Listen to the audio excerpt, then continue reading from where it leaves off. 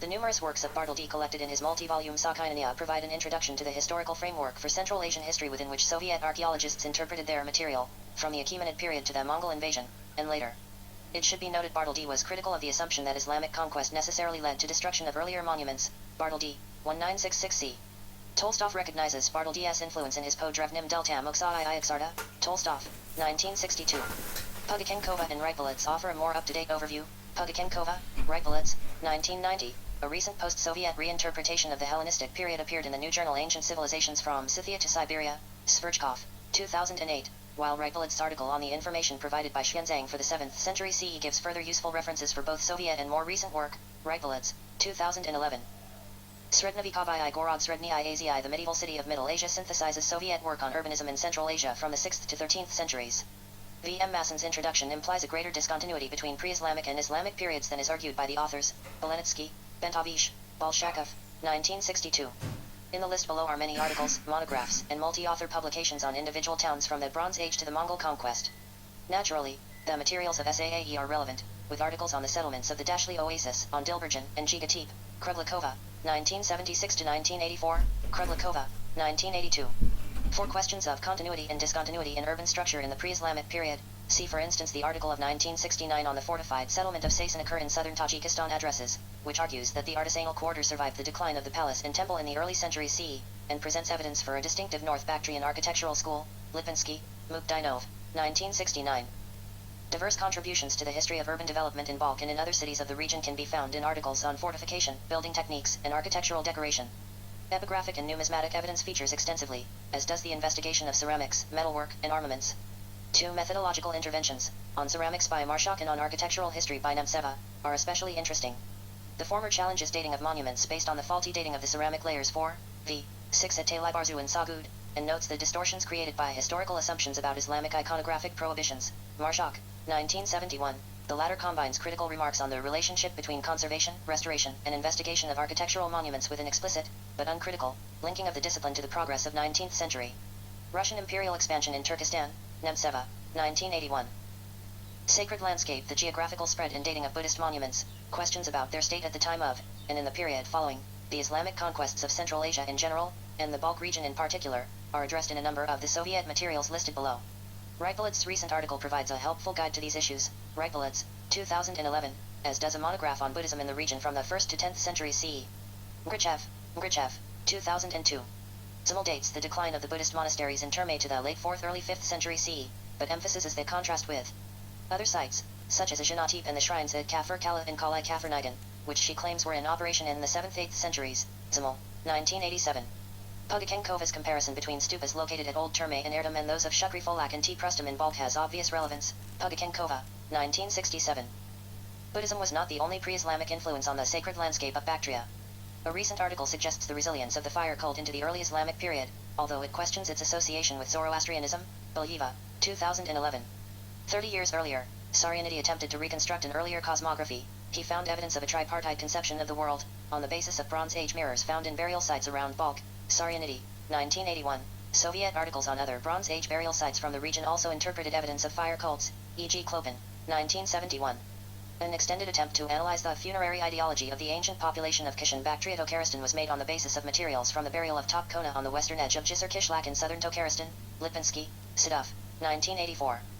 Relations to hinterland. Another key objective of the Balk project is the assessment of the relationship between Balk and its agricultural hinterland. Once again, Bartleby's articles on the history of irrigation systems are important. Bartleby, 1965c, Bartleby 1965e, as are Tolstov's general comments. Tolstov, 1962. A number of the articles below show a continued sensitivity to the relationship between ecological constraints, the development of irrigation systems and urban development, e.g. Pugachenkova, 1971. Individual articles reflect debates on the antiquity of particular irrigation systems and of settlement patterns in pre-Islamic Bactria, e.g. Abdullayev, 1987, Reichwalitz, 1975. The materials of SAAE provide further context for the earlier period. Kruglikova, 1976 to 1984. Soviet and post-Soviet bibliography, 1966. Kerami Shiskoproizvodstvo I Antikny Kerami Sheskistro Telny Materially Ceramic Production and Antique Ceramic Building Materials, Moscow. 1971. Material Naya Kultura Turkmenistana The Material Culture of Turkmenistan, Ashgabat. 1971. Okerki Istoria Zimladiliya I Agrarnik Adnashini IV Turkmenii, S. Drevnishik Ramandu Prisoedinania K. Rossi. Outline of the history of agriculture and agrarian relations in Turkmenistan, from the earliest times to unification with Russia, Ashgabat. 1971. Srednaya I. Centralnaya Asia. Geographia, Ethnographia, History Middle and Central Asia. Geography, Ethnography, History, Strani I Narodi Vostoka, Countries and Peoples of the East, Vol. 10, Moscow. 1971. Epigraphic of Vostoka Epigraphy of the East, Vol. 20, 1971. Materialnaya Kultura Tadzhikistana The Material Culture of Tajikistan, 2, Dushanbe. 1974. Literatura po Archaeology I Srednaya Asia I Kazakhstan v 1971 Godu, Obser. Publications on the Archaeology of Middle Asia and Kazakhstan in 1971, Essay, 2, 295 to 317. Abduliv, A. 2005. Das Hanbanska Gorodishvi Antiquity Period, Raskovki 2001 to 2003 GG. Dushanbe Fortress in Antiquity, Excavations 2001 to 2003, Art, 30, 152 to 72. Abduliv, A. 1976. Achito Raskop Cake Tamasho Teep v 1972 grams Report on the excavations of Tamasho Teep in 1972, Art, 12, 38 to 48. Abduliv, A. 1987. Pamiatniki Ranagojals Nagovika v Piansk Kamrayan, Proshlo Sredny I Asia Middle Asia in the past, Dushanbe. Abduliv, K. 2001. Tetradrachma Antiocha I Kishlaka Karnan Tetradrachma of Anatokai from Karnan Kishlak, NTSA, 5, 11 to 13 Abduliv, K.A. 2001. Raskovki N.A. Penkurganavi Bayshanskamrayan, Severnaya Batria, excavations at Penkurgan in the Baysan region, North Bactria, Archaeologicheski Isildovania v Uzbekistan v 2000 grams Archaeological investigations in Uzbekistan in 2000, Samarkand. Abudalayev, A. Bubnova, M.A., Piankova L.T., 1975. Achito Rabatok Ivan Skogo Atriata v 1971 Godu Report on the works of the Ivan Detachment in 1971, Art, 21, 250 to 62. Abudalayev, A. Bubnova, M.A., Piankova L.T., 1975. Achito Rabatok Ivan Skogo Atriata v 1971 Godu Report on the works of the Ivan Detachment in 1971, Art, 21, 250 to 62. Aksarav, A.A., 1976. Raspisnaya Keramika Jarkartana Painted Ceramic Ware of Jarkutin, Batriaski Drevnosti. Predveritalnai Subshiniya Ob Archaeologikeskik Rabatok and AI Uzbekistan Bactrian Antiquities. Preliminary notices on archaeological work in South Uzbekistan, Leningrad. Aksarav, A.A., 1977. Drevnizm Ledolcheskaya Kultura Epki Bronzy Ioga Uzbekistan Early Agricultural Bronze Age Culture of Southern Uzbekistan, Tashkent. Aksarav, A.A., Alban, L.I., 1979. Pozolini Kukuktepe The Settlement of Kukuktepe, Tashkent. Aksarav, A.A., 1982. Raskopki Soktape and A.I. Uzbekistan Excavations of Pshaktepe in the south of Uzbekistan, IMKU, 7. Aksarav, A.A., 1987. Stepnoy Component v Osid Look Complexik Bactria Ivo Prosi Ego Interpretatici The step component in the sedentary complexes of Bactria, and questions of its interpretation. Visame noticed by Kochevik Kulti Uri Drevnik Civilizatii Interactions between steppe cultures and ancient civilizations, Almata. Album, L.I., 1960, Balalat Tepe. K. History I Materialeno I Kulturi I Iskust Tokaristana Balalat Tepe. A contribution to the history of the material culture and art of Tokaristan, Tashkent. Album, L.I., 1963. Raskopki Zamka Zangtepe Excavations of the Castle of Zangtepe, IMKU, 4. Album, L.I., 1965. Zangtepe, Raskopki 1962 grams. Zangtepe, Excavations of 1962, IMKU, 6. Album, L.I., 1966. Gorodish Dalverden Tepe Fort, IMKU, 7. Album, L.I., 1982. Otokovani I Karate Pinsky Komplexov, Visvit Raskopik Fies Tepe, on the interpretation of the Karatepe complexes, in the light of excavations at Fies Tepe, Karatepe, 5, Moscow. Album, L.I., Aksarav. Exiting narrator. Okay. It just goes on and on and on like that. There's so many books, references, people that are talking about it now. They've been talking about it for a long time. But what I'm getting at here is, if you've been listening to me in some of the live chats on Rebel Outpost, Flat Earth, you might have heard me talking about, I think, Russia's running everything. Well, if you notice that what they've done is they've invaded the Middle East, and if you watch that tree where they reckon mountains of trees, if you watch that, they talk about how they were excavating the trees out and all this sort of stuff for the precious stones and whatnot, or whatever. And also, you know, the Grand Canyon and all this sort of stuff. Well, maybe not those big machines, but definitely shovels. Because once they realised that there was that, you know, ancient cultures had dug caves or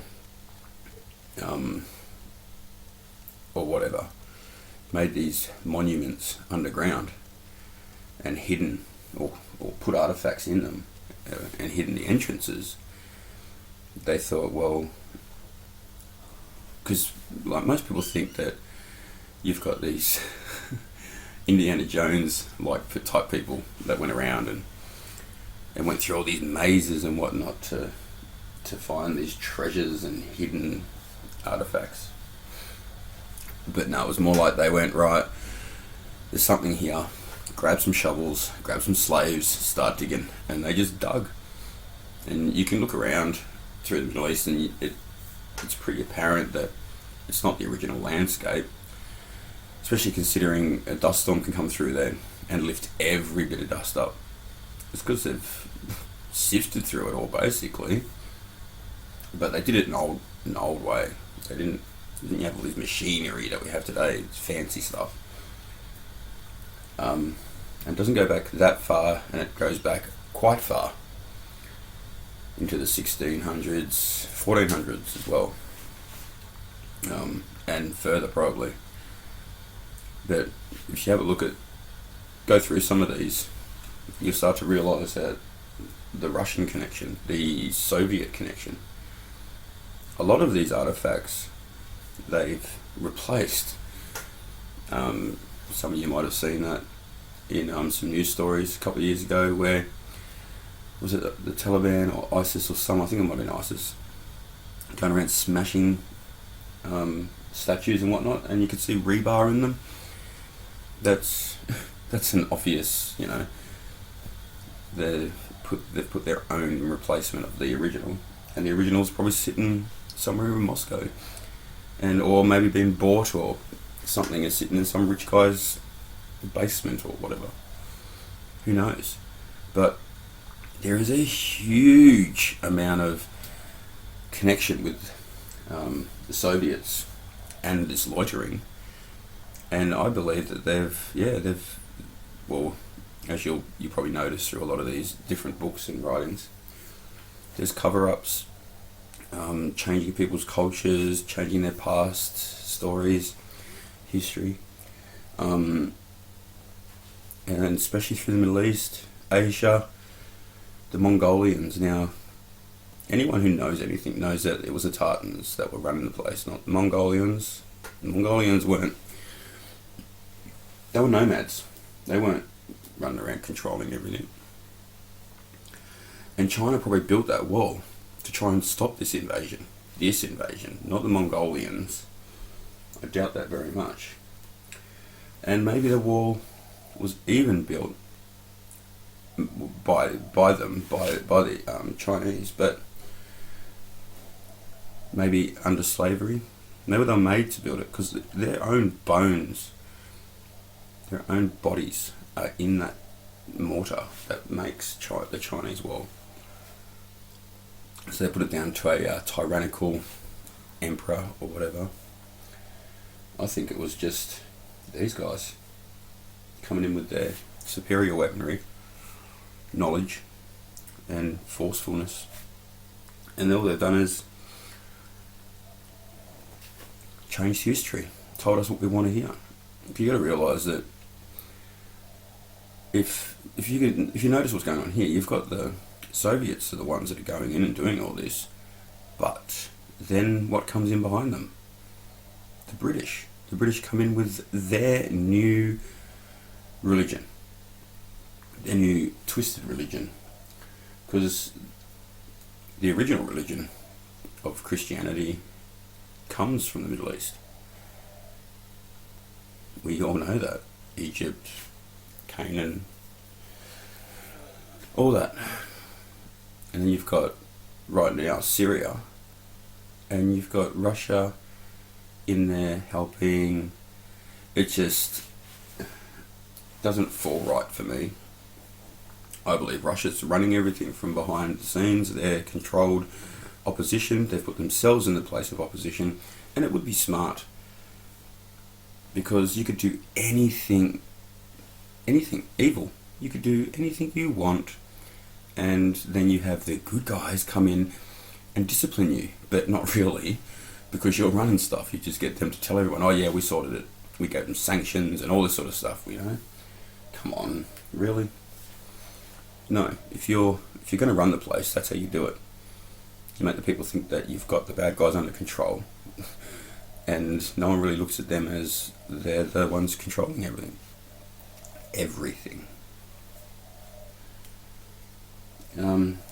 Also, the first people in space, the ones that started the space program, or got high enough to see that it's not what we're being taught, were the Russians, Soviets. And then America gets in there and America takes over. See? Same thing. The Russians are the bad guys. And now we've got the Arctic Treaty and the Antarctic Treaty. And you've got countries all over the world all coming together with Soviets in peace and harmony, and also in the space programs. But they're the pioneers. They are the pioneers of this new deceptive world. Now, if you go through these books, I'll put a link so you guys can find it. But if you start to go through these books, you're going to see a pattern. They go in, they excavate, they dig it all out, get all their artifacts and everything, their knowledge, rob it all, suppress the people, and they build dams to cover it all up. So we don't know about it. They dam it all. So if you have a look around, you'll start to notice there's a lot of man-made dams that were all made around this time.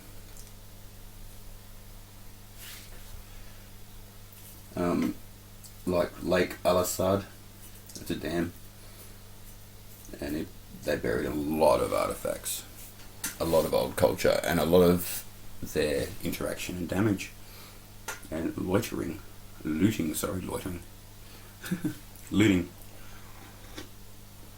and yeah, it's pretty apparent when you start to get into it, and you start to read into it. You start to find that, yeah, our history isn't what we think. The ones who did it all aren't the ones you think. Or you might know about it, who knows? People will, obviously. But you'll notice Moscow and all these different Soviet countries are the ones with their hands in all this. And then you see the Brits come in later. Okay? And America a lot later. This is what it's all about, people. You might want to look up the Syrian people. Let's look up the Syrian history. Well, not so much Syrian history, sorry. Syrian culture. Look up the Syrian culture. The Damascus people. People of the Middle East. People that are being invaded now. Look up their culture. And look back about, well, with Syria, you can look back a couple of years. But with a lot of them, you might need to look back 20, 30 years. But you're going to start to see that before they start to have the Western civilizations come in and bully them around, they have beautiful cultures. These are places you'd love to be, you'd love to live in. Syria, they're known for hospitality, friendship, love, peace, harmony, and a rich man over there is not measured by his money. They actually don't put money above things. Well, they didn't. And their cultures were beautiful, and they weren't nomads and these sort of people that they're portrayed to be. They did live out in the wilderness, which is wonderful. It's being part of the land and stuff, but they're not backwards. If anything, they're way in front of us, way in front of our civilization. It's disgusting, really. But if you start to look into it, you'll start to find that these people aren't barbarians and all this sort of stuff. They're beautiful, loving, kind people. Now, you've got to realise that they've let the they've let, I'm not going to say the names because it's not very nice, because people, it's their religion, but you should be able to work it out. They've let these religious tyrants that believe that they're allowed to do things for their God that are considered untoward to people, to cultures, because they're considered the culture. And then you've got another one with a bunch of guys that, the Zionists and whatnot, forcing their culture as well, and at the same time saying they're the chosen ones and all this sort of thing. Yet their cultures, their lifestyles, and these systems that they're building, they're not good, they're not nice. Look at where we are now. Consume, consume, consume. Don't love, don't love. You're in the middle of nowhere and there's no God. Okay? It's just crazy. Excuse me. But I suggest that people start to look into this. Start to look into the true history. Start to find out what they've stolen from us and from these people. Because there is a real history,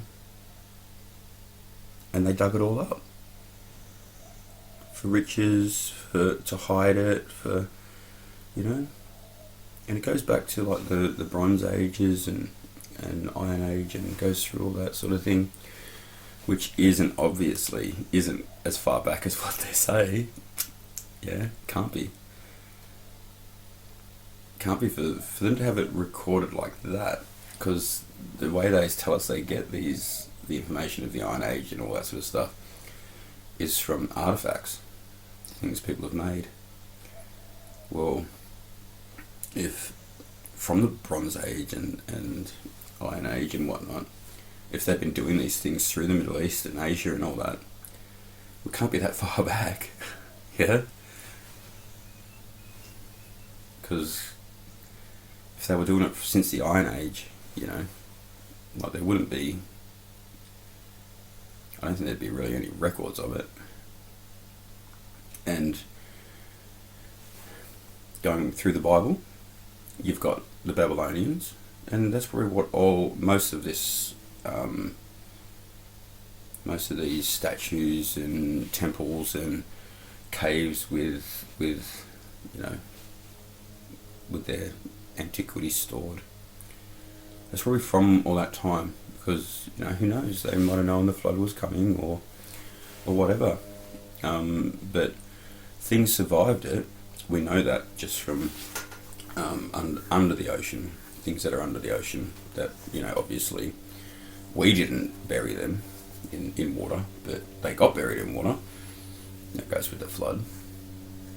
But you look back at the Babylonian times, well, those people were wiped out, and so slowly after the flood, people started to cultivate the earth again, and started to find these things again, started bringing it back,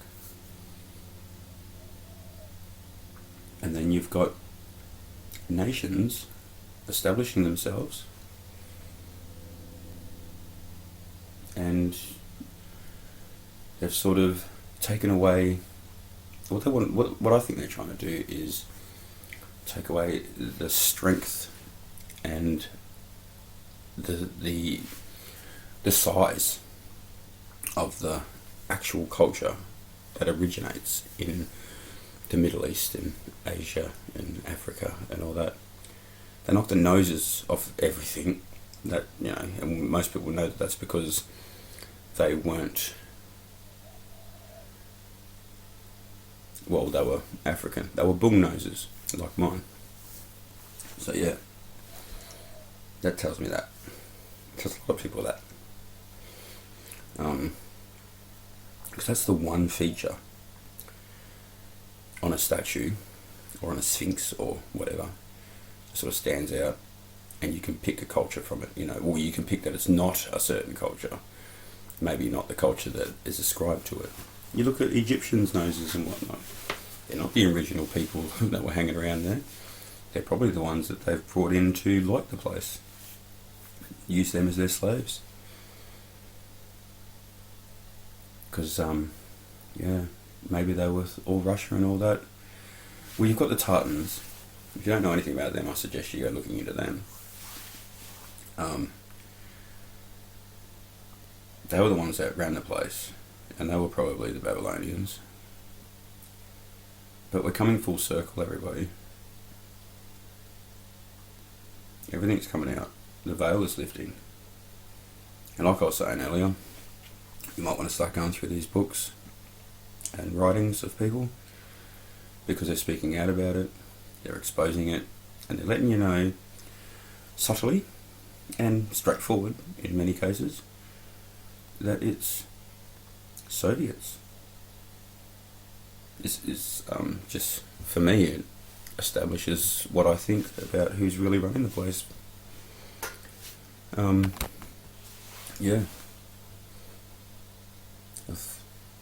That's all I've probably basically got to say, and I hope you guys do some research into this, because there's something here, and we need to get it out there and let people know that, start looking at Russia. Controlled opposition.